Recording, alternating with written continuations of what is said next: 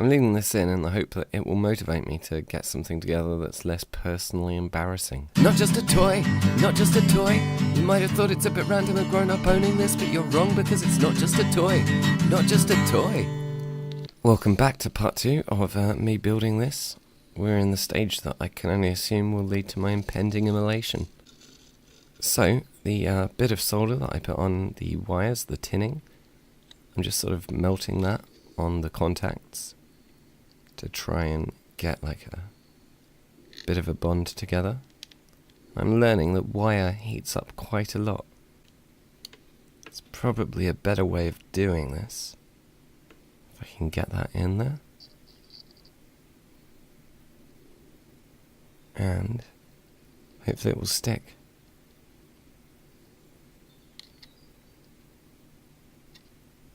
Yeah, okay, that's not too bad.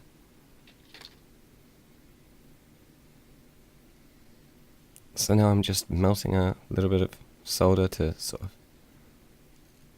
strengthen the contacts, or rather heating the contact to melt the solder, in theory. Of course, this is, as I've said multiple times, my first time doing this effectively. So I'm probably doing this wrong. To a certain extent. There we go. Finally, I can stop making excuses.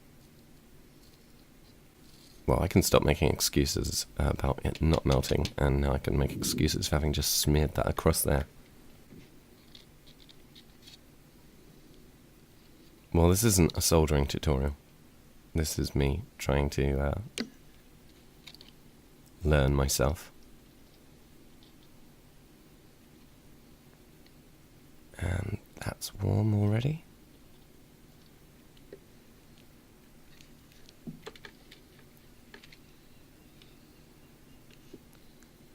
Okay, so I reckon that we sort of get the general idea here. Get a bit of contact, then solder over the top of it. I will hand you over to future me whilst I proceed to solder on the rest of the controllers. Just clean off the soldering iron. That's the thing I'm told you're supposed to do. I'm not really sure exactly when or why or what benefit. I think that's covered within the remit of why, to be fair. So yeah, what's the point in not just a toy? Well, Not Just a Toy is an opportunity for me to do stuff that relates to pursuits aside from gaming. I have a huge collection of Star Wars Lego. I've collected 40k stuff for a very long time. I make scenery. I'm a fan of like various different retro toys, like Mask and Transformers. Anyway, all of that old stuff. This qualifies because this is a learning experience, therefore not a toy. And also it said this is not a toy on the box, which is probably the most definitive proof I'm ever going to get that anything that I cover in this series of videos isn't a toy. So yeah, in the future expect wildly defensive rants, exploring lore and cultural significance of things, like an original Transformer or some sort of model of the Millennium Falcon. And I don't want to hear anyone saying that they weren't warned. Okay, so welcome back to now. That is done. It looks Frankensteinish. I had to stop and lift everything up so that I could put these bits of wire through the plastic frame. They're going to form like the contacts for when you drop a coin through. But you had to like pierce through the plastic. I nearly took off a nail. It was pretty scary. It's pretty fiddly too. Let's just do one at a time. I think I might not have even put the holes in the right place. Okay, let's give that. That's hot. I'm not massively motivated to touch that again. Okay, let's see if I can get a better view. And don't fall over, don't fall over, don't fall over. Oh, ouch. Okay, well, as soon as that first one's been done so well, I can't see the harm in carrying on and popping the second one in. I mean, that looks fine. Yeah, it's brilliant. Okay, let's have a go at putting some more solder on that, because that's wonky and loose.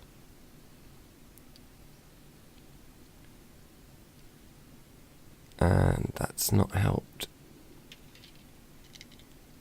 And that's warm. So a jump cut?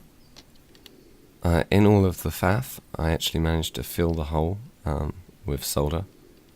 So now I'm just trying to scrape the mess that I made so that I can actually get the contact in there. And I found some pliers, so the world is good. Let's just use that to heat up the solder in the hole. And hopefully I won't have broken the circuit. Go on, work. I'm sure this isn't what you're supposed to be doing. But no, that's perfect. I'm the best at soldering. Let's see if I've learned any lessons. I am going to go crazy and try and put some on the contact, but so far all I'm doing is melting it on the iron.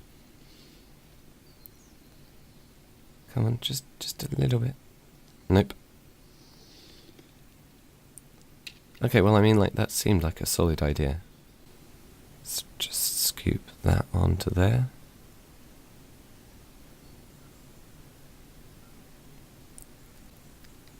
Then it's not going to fit in the hole. Oh, this is going really well. Let's see if I can rip off a nail. Put some lead solder in my finger. That was actually a lot closer to my thumbnail than I'm comfortable with.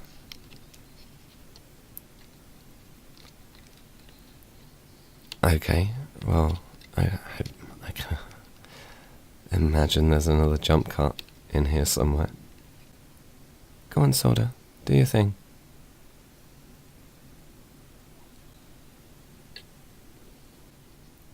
I'm surprised people don't have camcorders just mounted in front of them whilst they perform daily tasks all the time. And it's fun, we're having fun. We're all having fun, right?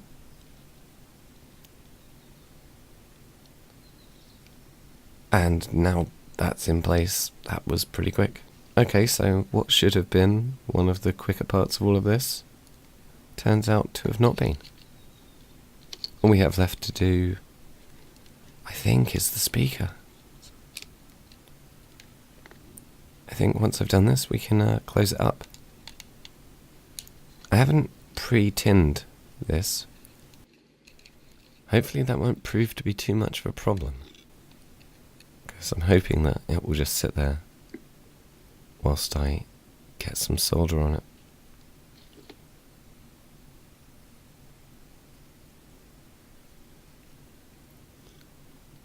And that's the smell of burning plastic. But that should do. It looks relatively snug.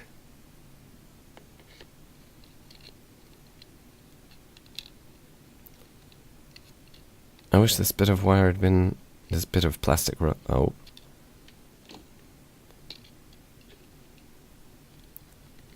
You stay.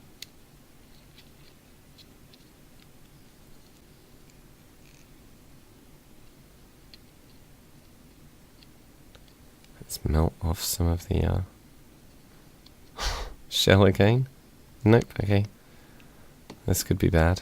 I'm gonna need to heat that up some more.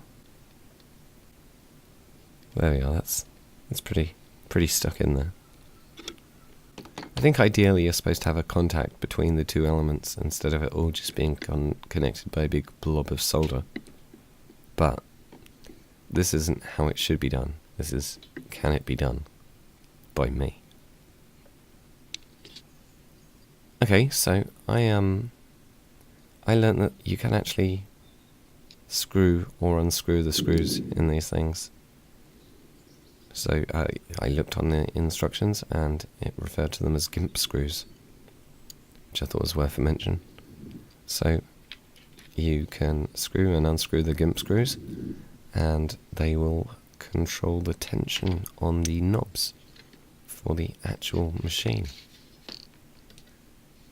So let's get this closed. Just need to get the batteries in there, which pretty stiff. It would be unfortunate to break the battery pack at this point in time. I mean, you know, it was worth a shot. We all know that you need to put the spring in first. Come on.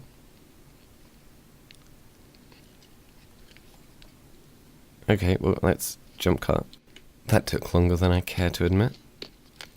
But hey, appears to be working. I mean, I don't want to speak too soon.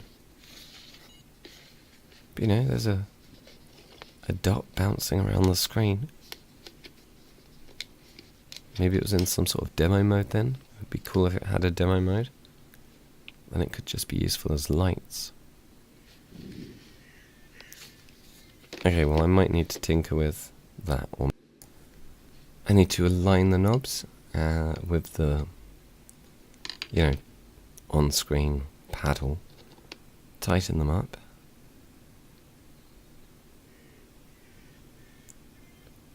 And then it's just the screen to go. It's way loose at the moment. Let's see if I've got a screwdriver that will actually fit in there.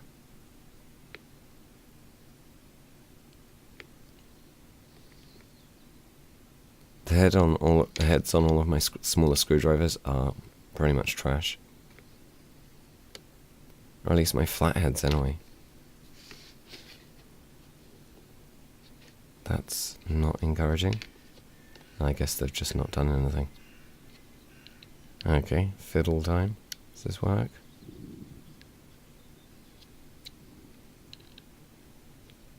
Not sure.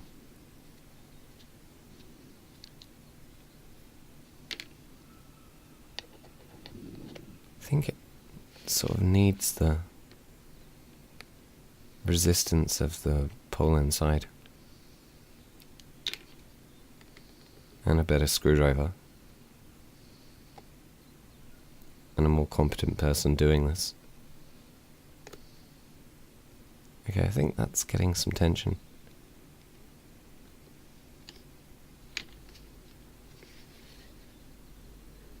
Yep, it's just not at all aligned. Okay, correction time.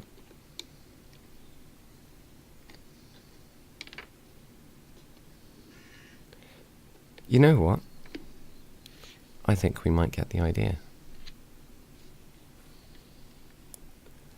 Okay, well that's those done. Time for a little practice game. Okay, my left hand didn't do very well there at all. Time to shape up. Okay, this isn't as challenging. I think you might not really need to move. Yeah. You don't really need to move. That's the sound.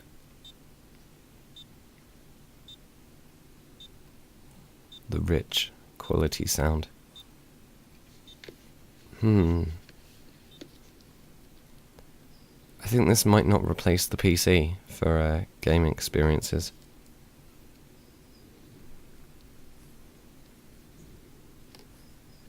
Literally one stage left. Just need to put these tiny little sticky pads on this diffuser of light.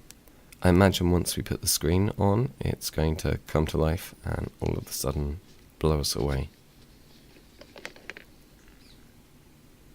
I don't know why I'm spending so much time focusing on this. Oh, that's not level. I don't think these pads are going to hold the screen on for very long anyway. as we approach this momentous stage.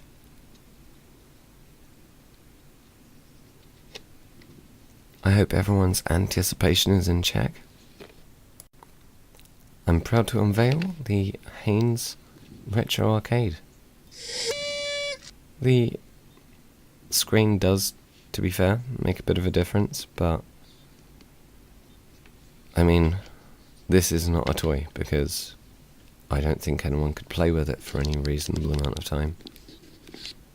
It was fun to do, and, you know, to have a bit of a tinker with soldering. Hopefully I can do something a bit more complicated in the future. But I'm going to struggle convincing people to play this with me.